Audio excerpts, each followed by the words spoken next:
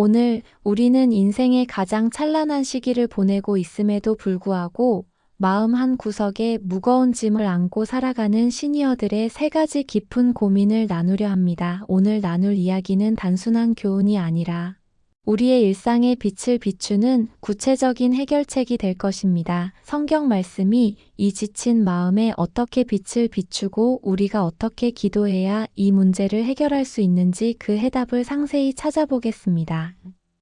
제1부 비밀번호가 기억나지 않는 오후 닫혀버린 문 앞에서 마주한 영적 치매와 구원의 열쇠. 70세의 성식은 평생을 치밀함과 정교함의 상징인 은행원으로 살아온 사내였다. 그의 인생은 숫자로 시작해서 숫자로 끝났다고 해도 과언이 아니었다. 수천억 원의 자금을 관리하면서도 단 1원의 오차도 허용하지 않았던 그의 머릿속에는 지금도 수십 년 전 고객의 계좌번호나 복잡한 금융 규정들이 지도처럼 선명하게 그려져 있었다. 퇴직 후에도 그는 주위 사람들에게 나는 아직도 전화번호부 100개는 거뜬히 외워라며 자신의 기억력을 과신해왔다. 그에게 기억력은 늙어가는 육신이 세상에 대항해 내세울 수 있는 마지막 보루이자 자신이 여전히 쓸모있는 존재임을 증명하는 유일한 열쇠였다. 어느 화창한 화요일 오후 성식은 가벼운 마음으로 동네 마트에서 장을 보고 돌아왔다. 양손에는 아내가 부탁한 식재료들이 묵직하게 들려 있었고 이마에는 기분 좋은 땀방울이 맺혀 있었다. 그는 늘 그래왔듯 익숙한 발걸음으로 자신의 집 1204호 앞에 섰다. 무거운 짐을 잠시 바닥에 내려놓고 그는 평소처럼 도어락에 검은색 덮개를 위로 올렸다. 푸르스름한 숫자판에 불이 들어왔다. 그런데 그 순간 기적처럼 움직이던 그의 손가락이 허공에서 딱딱하게 굳어버렸다. 네 자리 숫자. 이 아파트로 이사 온 뒤 20년을 넘게 하루에도 서너 번씩 눌러왔던 그 숫자가 마치 누군가 지우개로 빡빡 문질러버린 것처럼 머릿속에서 완전히 증발해버린 것이다. 성식은 당황하며 주변 복도를 힐끗 살피고는 떨리는 손으로 이마에 식은 땀을 닦으며 말을 한다. 이게 무슨 일이야? 아침에 쓰레기 버리러 나갈 때도 분명히 아무 생각 없이 누르고 나갔는데 갑자기 왜 이러지? 0으로 시작했었나? 아니면 내 군대 군번 끝자리였나? 아니야, 분명히 아내 생일 아니면 우리 결혼기념일 조합이었던 것 같은데. 세상에, 성시가 정신 차려라. 이건 말도 안 되는 일이야. 그는 애써 침착함을 유지하려 노력하며 첫 번째 숫자를 눌렀다. 1, 9. 하지만 그 다음 숫자가 도무지 떠오르지 않았다. 손끝이 파르르 떨렸다. 그는 기억을 짜내기 위해 눈을 감고 평소 자신이 번호를 누를 때의 손가락 궤적을 복기해 보려 했다. 하지만 생각하면 할수록 머릿속은 하얀 안개가 낀 것처럼 더 막막해질 뿐이었다. 평생 숫자를 다뤄온 노병이 고작 네 자리 숫자 앞에 무릎을 꿇은 것이다. 결국 그는 짐작 가는 번호를 눌렀다. 삑 마이너스. 차가운 거절의 경고음이 고요한 복도에 울려 퍼졌다. 그 소리는 마치 당신은 이제 이 집에 들어올 자격이 없어라고 외치는 선고처럼 들렸다.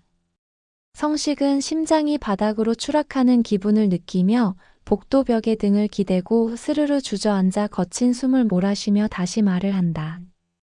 성시가 너 진짜 왜 이러니? 벌써 머릿속이 썩어 문드러진 거야. 고작 내 자리 숫자를 못 외워서 내 집 문 앞에서 노숙자 신세가 된 거냐고. 이 문 하나가 나를 거부하는 게 아니라 온 세상이 이제 너 같은 노인네는 필요 없다고 등을 떠미는 것 같네. 이제 나는 어디로 가야 한단 말이냐? 그의 절망은 단순히 비밀번호를 잊은 것에 대한 당혹감이 아니었다.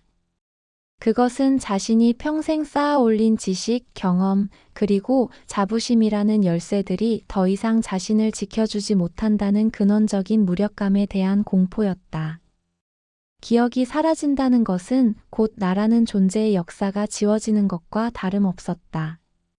그는 닫힌 문 앞에서 자신이 한없이 작고 초라한 존재임을 뼈저리게 느끼며 눈물을 훔치다 우연히 장바구니 옆에 삐져나온 가방 속 낡은 성경책을 보게 된다. 평소 교회 갈 때만 들고 다니던 그 책이 오늘따라 유독 묵직하게 느껴졌다. 성식은 바닥에 앉은 채로 성경책을 꺼냈다. 번호를 기억해내려 애쓰던 뇌의 에너지가 이미 고갈된 상태에서 그는 무의식적으로 페이지를 넘겼다. 그리고 그곳에서 요한복음 10장 9절의 말씀을 마주하게 된다. 그 활자들은 마치 어둠 속에서 켜진 횃불처럼 그의 흐릿한 시야를 강타했다. 내가 문이니 누구든지 나로 말미암아 들어가면 구원을 받고 또는 들어가며 나오며 꼴을 얻으리라. 성식은 내가 문이라는 구절 앞에서 한참 동안 시선을 떼지 못했다. 그는 꺽꺽거리는 울음을 참지 못하고 오열하며 말을 한다. 주님, 제가 제 똑똑한 머리를 믿었습니다. 제 기억력이 제 인생의 만능 열쇠인 줄 알았습니다. 그 열쇠만 있으면 세상 문도 열고 천국 문도 내 힘으로 당당히 열고 들어갈 수 있을 줄 알았습니다. 그런데 오늘 고작 현관문 번호 4자리 앞에 무너지고서야 깨닫습니다. 제 힘으로는 이 땅이 작은 나무 문 하나도 제 마음대로 열 수 없는 비참한 죄인임을 말입니다. 주님, 제 영혼이 들어가야 할 진짜 문의 비밀번호는 제 기억 속에 있는 숫자가 아니라 오직 예수 그리스도 당신의 이름뿐이었습니다. 그는 한참을 울고 나서야 마음속에 가득 찼던 도끼와 불안이 씻겨 내려가는 것을 느꼈다. 신기하게도 마음이 평안해지자 굳게 닫혀있던 기억의 빗장도 슬며시 풀리기 시작했다. 하지만 그는 더 이상 번호를 맞추는 것에 집착하지 않았다. 성식은 흐릿해진 눈으로 굳게 닫힌 현관문을 바라보며 나지막하고 확신에 찬 어조로 말을 한다. 그래, 내 육신의 기억은 모래알처럼 빠져나갈 수 있지. 내가 누구인지, 내 집이 어디인지조차 잊어버리는 치매의 밤이 올지도 모르지. 하지만 주님은 나를 기억하시니 상관없다. 내가 번호를 잊어 헤매고 있을 때도 주님은 저 높은 곳에서 나를 위해 영원한 문을 열어두고 내 이름을 부르고 계시지. 세상의 문은 숫자가 단 하나만 틀려도 차갑게 거부하지만 주님의 문은 숫자가 아니라 보혈이 흔적만 있으면 그저 주님의 이름을 부르기만 하면 언제든 열리는구나. 그는 다시 일어나 도어락 앞에 섰다. 이제 손가락은 떨리지 않았다. 설령 다시 번호를 틀린다 해도 아내에게 전화를 걸어 도움을 요청하면 그만이라는 여유가 생겼다. 자신의 완벽함이 무너진 자리에 하나님의 완벽함이 들어오자 닫혔던 문은 더 이상 공포의 대상이 아니었다. 그는 마침내 기억난 번호를 천천히 누르며 문 안으로 발을 내디뎠다. 사랑하는 시니어 성도 여러분, 비밀번호를 잊어버리는 그 찰나의 아찔함은 우리에게 보내는 하나님의 긴급한 영적 신호입니다. 우리가 의지하던 지상의 열쇠들, 즉 건강, 재력, 명예, 그리고 총명했던 기억력들이 하나둘씩 낡고 마모될 때 하나님은 우리에게 말씀하십니다. 이제는 내 열쇠를 내려놓고 영원한 문인 나를 바라보아라. 기억이 지워지는 자리를 한탄하며 채우려 하지 마십시오. 오히려 그 빈자리를 하나님의 측량할 수 없는 은혜로 채우십시오. 여러분이 자신의 이름조차 잊어버리고 모든 숫자의 조합을 잃어버리는 생의 마지막 순간이 올지라도 결코 두려워하지 마십시오. 여러분을 당신의 손바닥에 새기신 주님께서 가장 빛나는 모습으로 여러분의 이름을 부르며 영광의 문을 활짝 열어두고 기다리고 계실 것이기 때문입니다. 인생의 문은 우리가 여는 것이 아니라 문이신 주님께서 우리를 영접하시는 것입니다. 이 평안의 삶을 위한 실생활 적용 지침입니다. 첫째, 일상의 망각을 영적 항복의 기회로 삼으십시오. 무언가 기억나지 않아 당황스러울 때 자책하기보다 잠시 숨을 고르고 이렇게 고백하십시오. 주님, 저는 이렇게 연약합니다. 제 기억은 한계가 있으나 주님의 지혜는 영원하십니다. 이 짧은 고백은 당신의 조급함을 잠재우고 주님의 평강을 불러오는 영혼의 비상구가 될 것입니다. 둘째, 인생의 비밀번호를 예수라는 이름으로 단일화하십시오. 세상은 우리에게 수많은 암호를 요구합니다. 비밀번호, 계좌번호, 주민번호. 하지만 당신의 영혼을 구원할 유일한 번호는 오직 예수 그리스도뿐입니다. 매일 아침 눈을 뜰 때마다 그분의 이름을 나지막이 불러보십시오. 그 이름이 당신의 하루를 여는 가장 강력한 마스터키가 될 것입니다. 셋째, 닫힌 문 앞에서 주님의 환대를 묵상하십시오.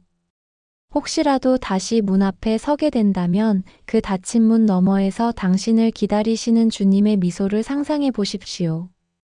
세상의 문은 닫힐 수 있으나 당신을 향한 하나님의 사랑의 문은 십자가 위에서 이미 영원히 열려 있음을 믿으십시오. 간절한 기도를 함께 드립시다. 같이 따라해 보세요. 나의 영원한 문이 되시는 주님, 제가 제 머리와 지혜를 믿고 스스로의 힘으로 문을 열려 했던 교만함을 용서해 주십시오. 사소한 숫자 하나 기억나지 않아 무너졌던 제 마음을 주님의 보혈로 씻어 주시고 이제는 변치 않는 주님의 약속만을 붙들게 하옵소서. 요한복음 10장 9절 말씀처럼 오직 예수 그리스도로 말미암아 영원한 구원의 문에 들어가게 하시니 감사합니다.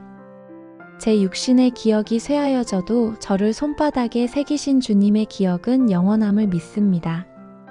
닫힌 문 앞에서 좌절하지 않게 하시고 저를 영접하시는 주님의 품 안에서 참된 안식을 누리는 복된 노년이 되게 하옵소서. 저의 남은 생애가 주님의 이름을 부르며 영광의 문을 향해 걷는 거룩한 행진이 되게 해주십시오. 예수 그리스도의 이름으로 기도드립니다. 아멘. 제2부 명절 끝, 텅 빈 거실의 정막 자녀들이 떠난 뒤 밀려오는 공허함을 채우는 하늘의 잔치. 추석 연휴의 마지막 날 저녁 아파트 단지의 소음이 서서히 잦아들 무렵 65세의 명자 권사는 자녀들이 떠난 현관문을 한참 동안 바라보고 있었다. 닫힌 철문 너머로 멀어지는 엘리베이터의 진동음이 잦아들 때까지 그녀는 마치 화석처럼 그 자리에 굳어 서 있었다. 방금 전까지 손주들의 자지러지는 웃음소리와 자녀들의 북적임, 고기 굽는 냄새와 과일 깎는 소리로 가득했던 집안은 이제 소름 끼치도록 고요했다. 싱크대에는 씻어야 할 그릇들이 산더미처럼 쌓여 있었고 거실 바닥에는 손주들이 흘리고 간 과자 부스러기와 찢어진 포장지 조각들이 어지럽게 흩어져 있었다. 명자는 앞치마에 젖은 손을 닦으며 식탁 의자에 털썩 주저앉았다. 온몸의 진이 다 빠져나간 듯한 탈진감이 밀려왔다. 그녀는 초점 없는 눈으로 텅 빈 거실을 응시하며 힘없는 목소리로 말을 내뱉는다. 왔을 때는 정신 없어서 빨리 갔으면 좋겠다 싶더니 막상 가고 나니까 이 넓은 집이 꼭 무덤 같네. 이제 또 나 혼자 이 정막을 견뎌야 하는구나. 자식들 키워봤자 다 자기들 살기 바쁘지. 이 늙은이 마음 한구석 알아줄까? 엄마 고생하셨어요. 그 말 한마디가 그렇게 어려웠을까? 봉투 하나 쓱 내밀고 도망치듯 떠나는 뒷모습 보려고 내가 사흘 밤낮을 잠도 못 자고 전을 부쳤나. 명자의 눈에 거실 구석 소파 밑에 처박힌 작은 장난감 자동차 하나가 들어왔다. 막내 손주가 제일 아끼던 것이다. 그것을 집어들기 위해 몸을 숙였을 때 무릎에서 툭 하는 소리와 함께 날카로운 통증이 올라왔다. 장난감을 손에 쥐는 순간 참아왔던 외로움이 둑이 터진 해일처럼 그녀의 영혼을 덮쳤다. 그녀는 차가운 거실벽에 기어이 몸을 기대어 앉으며 흐느끼듯 말을 한다. 주님, 인생 참 더럽습니다. 젊었을 땐 자식들 입에 들어가는 것만 봐도 배가 불렀고 이 손이 부르트고 손가락 마디가 굵어지는 줄도 모르고 일했습니다. 그런데 이제 남은 건 텅 빈 방과 째깍거리는 시계 초침 소리뿐이네요. 저 사람들에게 저는 그저 명절에 한 번 들러 숙제하듯 치러야 하는 숙소 같은 존재입니까? 제 존재의 의미는 이제 어디서 찾아야 하나요? 저 문이 닫히는 순간 저들의 기억 속에서 제 이름도 함께 지워진 것만 같아 가슴이 미어집니다. 명자의 공허함은 단순히 자녀들이 떠난 것에 대한 그리움이 아니었다. 그것은 자신의 필요 가치가 완전히 소멸되었다는 존재적 소외감이었고, 인생의 황혼기에 마주한 지독하고도 처절한 고독이었다. 자식들이라는 거대한 태양 주위를 궤도 열차처럼 돌던 그녀의 삶에서 태양이 사라지자 암흑 같은 우주 공간에 홀로 던져진 인공위성이 된 기분이었다. 한참을 소리내어 울던 명자는 어둠 속에서 식탁 위에 놓인 낡은 성경책을 손으로 더듬어 찾았다. 눈물로 흐려진 시야 사이로 마치 그녀를 기다리고 있었다는 듯 시편 27편 10절의 말씀이 화살처럼 날아와 가슴에 박혔다. 내 부모는 나를 버렸으나 여호와는 나를 영접하시리이다. 명자는 나를 영접하시리이다라는 대목에서 숨을 멈췄다. 그리고 그 구절을 마치 마른 목에 물을 넘기듯 반복해서 읊조리기 시작했다. 나를 영접하시리이다. 영접하시리이다. 주님, 제가 자식들의 뒷모습만 보며 제 인생의 종말을 예감했습니다. 자식들이 떠난 빈자리가 이제 제가 썩어 들어갈 무덤인 줄 알았습니다. 그런데 주님은 지금 이 고요한 거실, 이 냄새 나고 어지러운 현장 한복판에 찾아와 저를 영접하고 계시는군요. 사람의 잔치는 끝나서 모두가 떠나갔는데 주님의 잔치는 이 정막 속에서 이제야 시작되는군요. 그녀는 바닥을 짚고 천천히 일어났다. 아까까지만 해도 천근만근이었던 몸에 묘한 생기가 돌기 시작했다. 그녀는 고무장갑을 끼고 차분하게 설거지를 시작했다. 개수대에 떨어지는 물소리가 마치 찬양의 리듬처럼 들렸다. 그녀는 굽은 허리를 펴고 창밖의 달빛을 보며 밝은 표정으로 말을 한다. 그래, 자식들은 제 갈 길 가야지.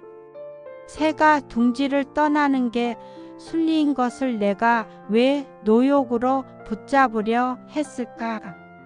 이제 이 빈 거실을 자식들의 흔적이 아닌 주님과 데이트하는 성소로 삼아야겠다. 누군가를 먹이고 대접하기 위해 바빴던 이 투박한 손을 이제는 오직 주님을 찬양하고 주님의 얼굴을 구하는 손으로 써야겠다. 사람이 떠난 자리에 하나님이 오셨으니 이보다 더 풍성한 잔치가 어디 있겠나. 사랑하는 시니어 여러분, 명자 권사가 느꼈던 그 처절한 고독이 혹시 오늘 여러분의 거실 풍경은 아닙니까? 한국의 5060 그리고 그 이상의 세대들은 자식을 위해 자신을 갈아 넣은 세대입니다. 내 꿈, 내 취향, 내 건강을 제물로 바쳐 자녀라는 금송아지를 키워냈습니다. 그래서 그들이 떠난 자리는 단순히 물리적인 공간에 비어 있음이 아니라 내 자아의 절반이 뜯겨나간 것 같은 신체적 고통을 동반합니다. 하지만 여러분, 가식의 껍데기를 찢고 진실을 보십시오. 우리가 자녀에게 느꼈던 그 섭섭함의 실체는 무엇입니까? 그것은 내가 이만큼 했으니 너도 이만큼 해야 한다는 인간적인 보상 심리 아닙니까? 우리는 자녀를 사랑한 것이 아니라 자녀를 통해 나의 존재감을 확인받으려 했던 것일지도 모릅니다. 자녀들이 떠난 뒤의 정막은 슬픔의 시간이 아니라 하나님과 독대하는 축복의 시간입니다. 세상의 떠들썩한 소리, 자식들의 재롱, TV 소리, 세상 돌아가는 소음이 잦아들 때 비로소 들리는 세미한 주의 음성에 귀를 기울이십시오. 텅 빈 거실은 주님이 당신만을 위해 특별히 준비하신 세상에서 가장 거룩하고 은밀한 잔치상입니다. 그곳에서 인간의 가변적인 사랑보다 더 깊고 영원한 하나님의 사랑으로 여러분의 텅 빈 영혼을 배불리십시오. 첫째, 텅 빈 거실을 통곡의 골짜기가 아닌 성소로 봉헌하십시오. 자녀가 떠난 뒤 어지러진 집안을 치우며 한숨 쉬지 마십시오. 대신 그 자리를 청소하며 주님, 이제 이곳에 주님의 영광을 채워주십시오라고 기도하십시오. 거실 소파는 주님과 대화하는 보좌가 되고 식탁은 주님의 말씀을 먹는 제단이 되어야 합니다.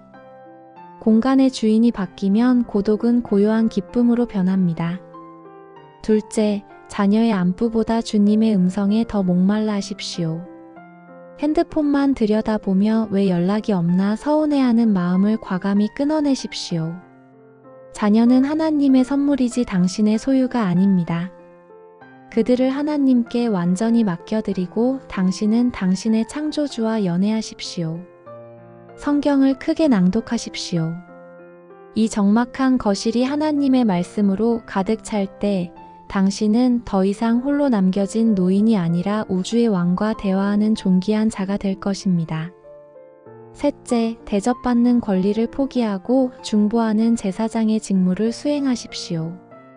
자녀들이 나를 어떻게 대접해 주기를 바라는 기대를 지우십시오. 대신 그들의 이름을 하나하나 부르며 손바닥에 새기신 주님처럼 중보하십시오.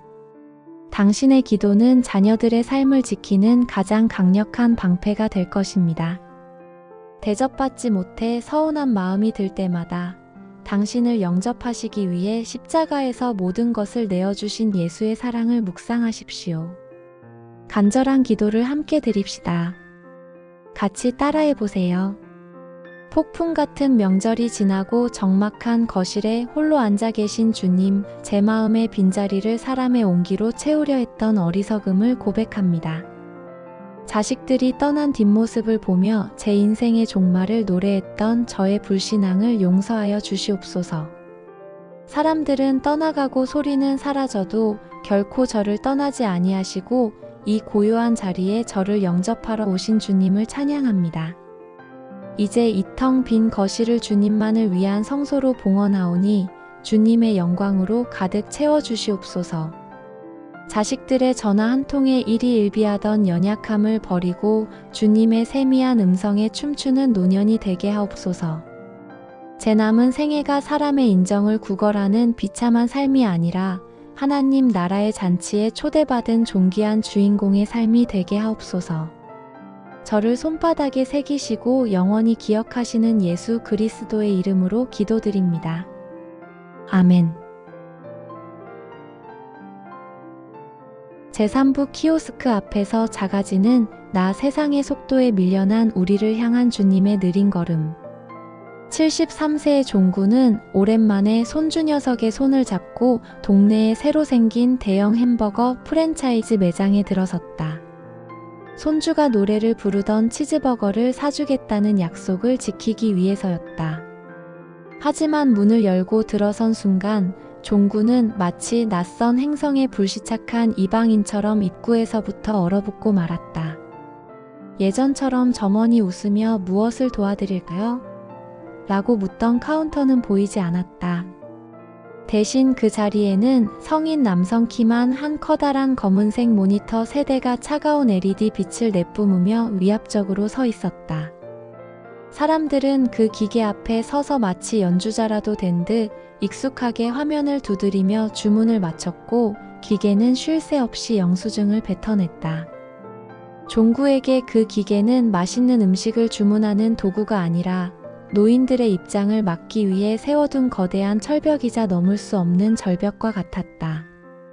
종구는 돋보기 안경을 고쳤으며 떨리는 손가락을 조심스럽게 화면에 갖다 댔다. 하지만 메뉴를 고르기도 전에 화면은 무정하게 바뀌어 버렸고 세트 선택, 사이즈 업, 토핑 추가 같은 생소한 외래어들이 화살처럼 튀어나와 그의 눈을 찔렀다. 할아버지, 빨리 해. 뒤에 사람들 기다리잖아. 손주의 보챔에 종구의 심장이 널뛰기 시작했다. 아니나 다를까 그의 등 뒤로 젊은이들의 따가운 시선이 꽂히는 것 같았다. 아, 왜 이렇게 안 넘어가? 이거 왜 이래? 당황할수록 손가락은 엉뚱한 곳을 눌렀고 기계는 다시 시도하세요라는 경고창을 띄우며 종구를 비웃었다. 뒤에 서 있던 청년의 나직한 한숨 소리가 귓가를 때리자 종구의 굽은 등은 수치심과 당혹감으로 흠뻑 젖어들었다. 종구는 결국 손가락을 거두고 손주의 눈치를 보며 씁쓸한 목소리로 말을 뱉는다. 아니, 햄버거 하나 먹기가 왜 이렇게 힘들어?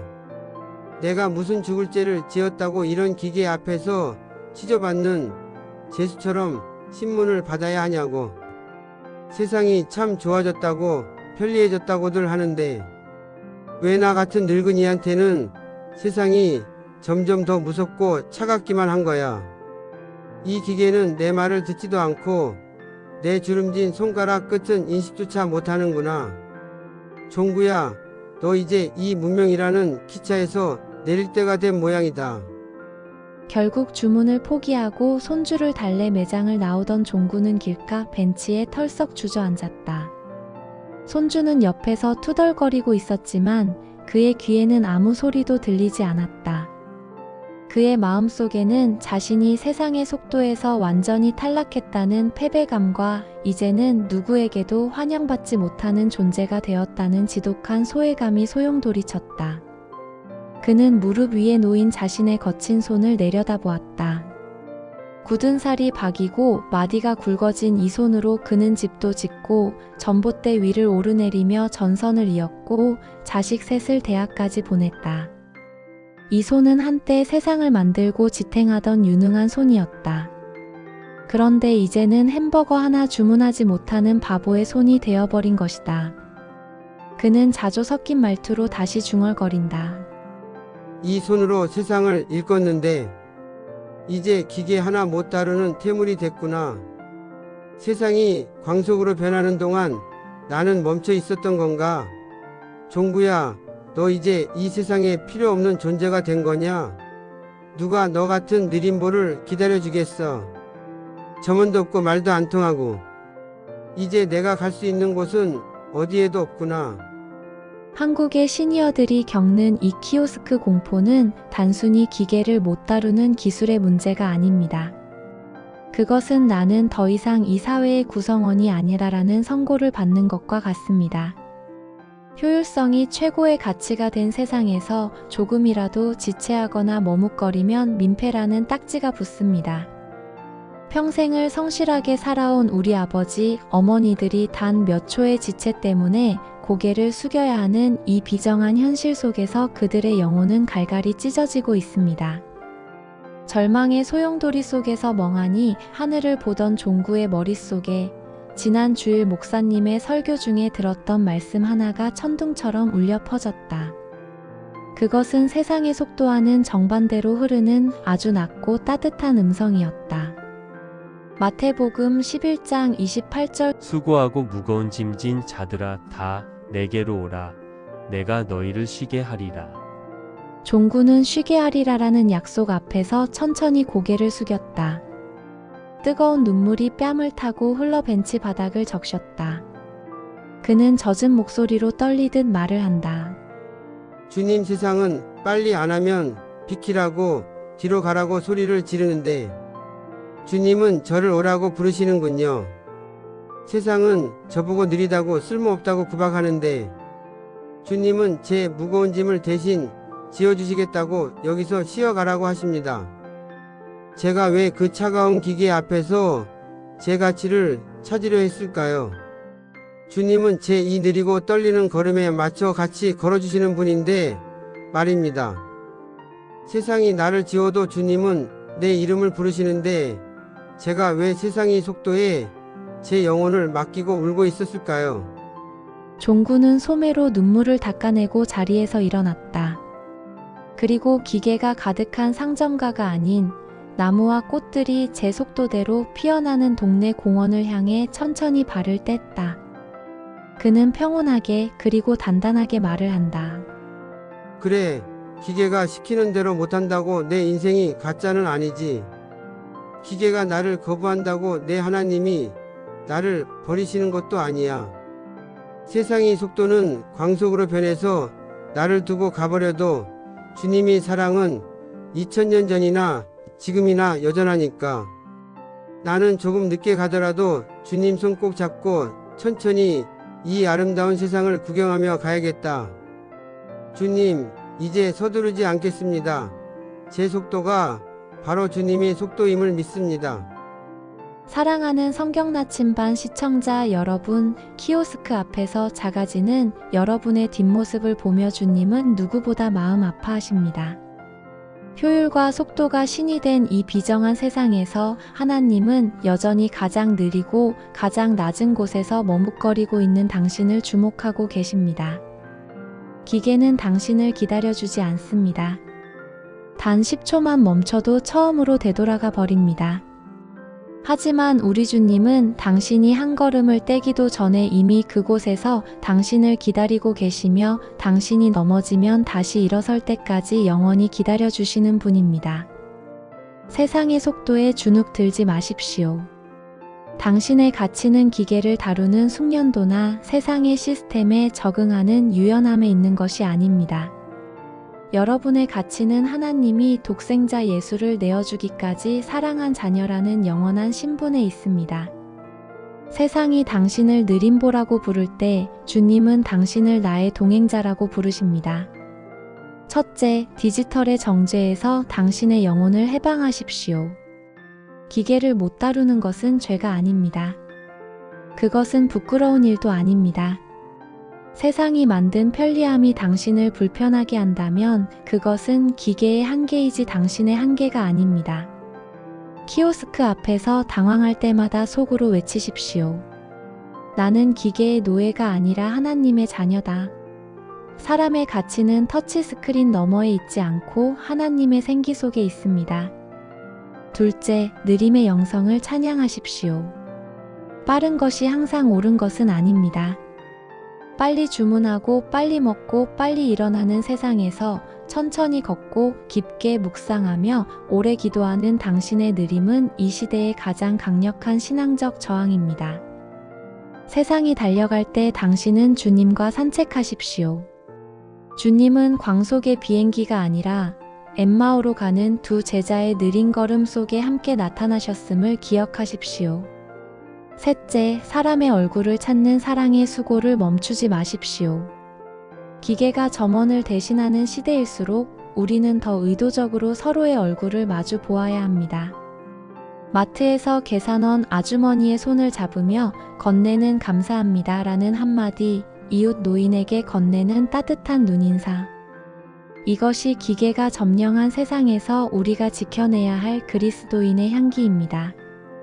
당신의 따뜻한 체온은 그 어떤 최첨단 기계도 흉내낼 수 없는 하나님의 형상입니다. 간절한 기도를 함께 드립시다. 같이 따라해 보세요. 세상의 속도에 밀려 번번이 낙담하던 저를 부드러운 손길로 붙들어 주시는 주님, 차가운 기계 앞에서 작아지고 초라해졌던 제 영혼을 주님의 따뜻한 품으로 안아주시옵소서. 세상은 저에게 빨리 가라고 재촉하지만 주님은 제 굽은 등과 느린 발걸음을 사랑하신다 말씀하시니 참으로 감사합니다. 제가 기계의 숙련도에 제 가치를 두지 않게 하시고 저를 위해 십자가를 지신 주님의 사랑에 제 자존감을 뿌리 내리게 하옵소서. 세상이 저를 느리다고 외면할 때 주님과 함께 엠마오의 길을 걷는 기쁨을 누리게 하옵소서. 이제 세상의 조급함을 버리고 주님의 평안을 소유하오니 제 남은 여생이 주님과 함께 걷는 아름다운 산책길이 되게 하옵소서. 저의 걸음걸이와 숨소리 하나까지도 기억하시며 동행하시는 예수 그리스도의 이름으로 기도드립니다. 아멘. 성경은 결코 우리의 현실을 외면하는 막연한 교리가 아니라 여러분의 오늘을 평안하게 만드는 가장 구체적이고 확실한 해결책임을 믿으시기 바랍니다. 우리는 긴 시간 동안 깊은 이야기를 나누었고 이 시간이 여러분의 삶에 작은 위로가 되었기를 진심으로 바랍니다.